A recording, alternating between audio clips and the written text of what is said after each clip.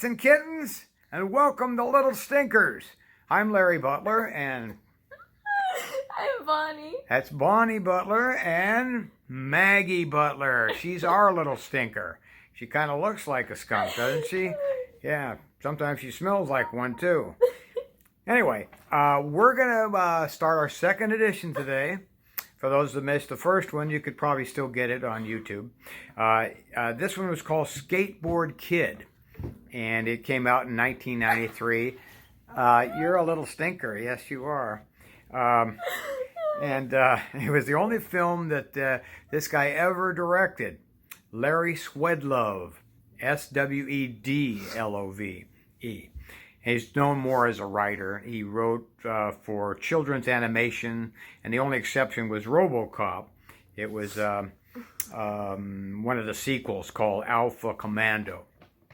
It stars Timothy Busfield as the dad, also known as Frank, and he's one of the top 5,000 actors in IMDb. And he's done lots of TV. Law and Order, where you've probably seen it. 30 something, which she will be in another 15 years. And he directed 57 projects. Can you imagine that? That's a lot. 57. And so that's Timothy Busfield. He's the one with the beard that you'll see in the movie. Bess Armstrong, which is his love interest. She plays Maggie, which is a store owner. Mm-hmm. You probably remember her. And she gave him the magic skateboard. Oh, yes, absolutely, yeah. This involves a magic skateboard, by the way.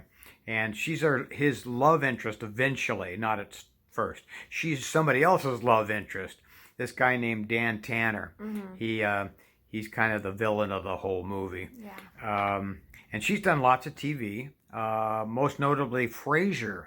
Some of you will remember that. Cliff DeYoung, who plays the villain, Big Dan Tanner. And he's the love interest of Maggie. Wants her to marry him. And Bonnie will get into that later when she does the plot. Mm-hmm. So she's done a lot of TV and film, or he's done a lot of TV and film. He did Grey's Anatomy, Jag, Twilight Zone. Done a lot of stuff. And then he's another top 5K. And Dom DeLuise plays the skateboard. Yes, it can almost walk. It talks, and he does the voice. And Dom DeLuise is the most famous of them all, even though he's not seen in the movie. He's done a lot of movies with Burt Reynolds, if you remember him. They did Cannonball Run 1 and 2, and Blazing Saddles with Mel Brooks, and lots of TV and film. And then the least famous of all of them is Trevor Masseur, who plays Zach, the son of Frank. And he's the skateboard owner.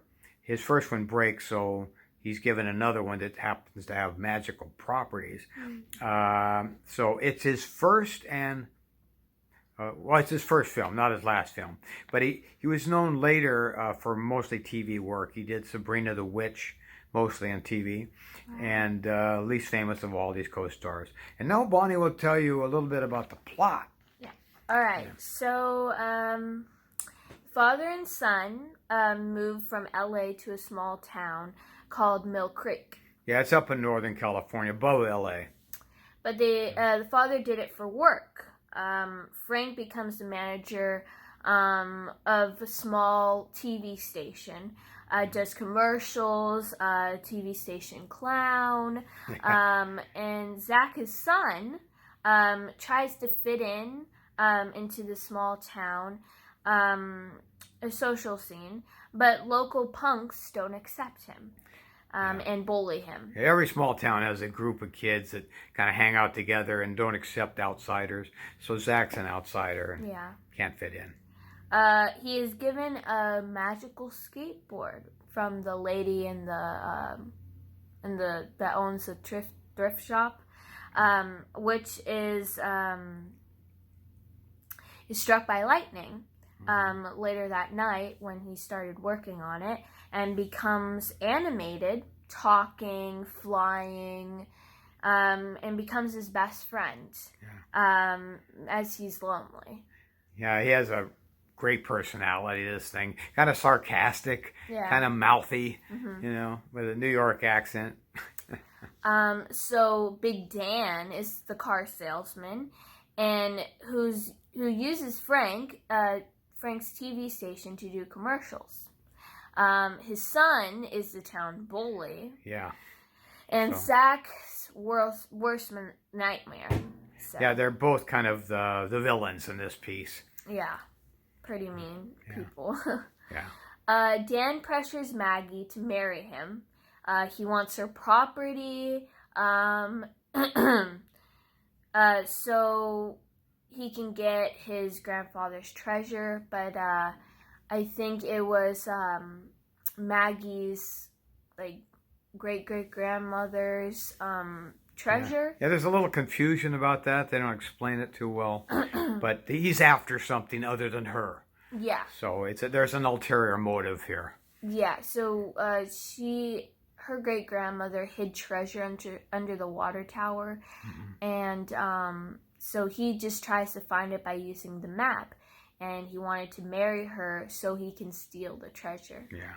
And not the best of motivations. Yeah, but he kind of blackmails her, like by saying, "Oh, if you marry me, then I'll help your daughter's condition with her hand, right. or I'll help you pay all your bills and everything. I'll put her through college."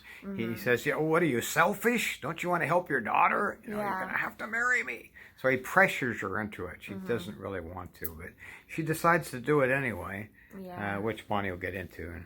But Maggie and Frank become interested in each other.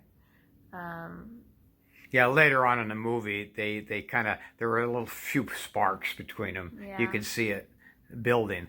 And so now we've got a triangle, a romantic triangle, kind of a tug-of-war between Dan and Frank. But I thought Frank was the son. No, it's Zach, actually. Oh, I looked it up. Okay. Yeah, at first we had the names confused, but the son is Zach and the father is Frank. Okay, got it. So Maggie and Frank become interested in each other, remotes conflict. Zach folds Dan's plot to take advantage, and Maggie, and all hell breaks loose. Yeah, and how? In the movie. The movie gets interesting in the third act more than the last 30 minutes. Yeah, and that's the only thing that really saves the movie. Yeah, it's a little It's a little kind of boring. Boring. But, yeah, that's a good word. But there's other words, but you got kind of it's slow plotting, slow. A little weary for the first hour. Yeah, but and then boom. Yeah, the third act is a lot of drama and it gets really interesting. So it keeps you awake. So the magic skateboard that talks has a New York personality. Talks like a New Yorker. Yeah, it's kind of fun. Yeah. It's very mouthy, lippy, sassy, and helps Zach out of some scrapes because he gets the bullies are chasing him around and the skateboard kind of runs interference and flies up in the air. Yeah, kind of like E.T. The kid's up in the air looking down at the world and you're thinking, oh my God, Steven Spielberg was a producer on this, but no, he wasn't. Plot is a tired old format. Yeah, boy meets girl. Who is interested in another boy, and so they got this tug-of-war over her. Yeah. And one's the villain, one's the hero. Guy meets girl who's involved in the other guy, like he said, tug-of-war. Nothing new except for the magic skateboard that talks. That's unique. But which is very lame. But maybe not. For the little kids. This is all about movies for little kids, so I think they'll really enjoy it. Anybody under maybe the age of 7 or 8 would really enjoy this. Yeah. Magic skateboard, that talks, wow, and flies. And so they enjoy that part of it. Yeah. And but there's something for everybody in this. It's just not, we don't have the heartiest recommendations for the movie, but, it's if you can find it, you could check it out. It's on YouTube, so. Anyway, how much do you give it? Like a little stink.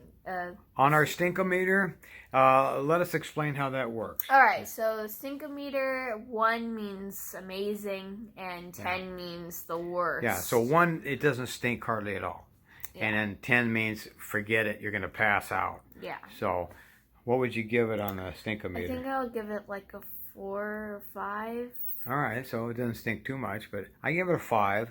Mm-hmm. It stinks halfway, but other than that, it's not terrible. But you know, I mean, the adults, you've seen it before. You've seen this type of movie before, other than the Magic Skateboard. And the kids are gonna love the Magic Skateboard. So you know, halfway, you know, it's fairly decent. You can watch it, not too bad. or just put them in front of it, and you can go do the dishes or you know, whatever. So yeah. So anyway, that's it for us today, and look forward to this. It's once a month we come out, and when you least expect us, we'll be there with our Stinko Meter. So anyway, thanks for tuning in. Bye-bye.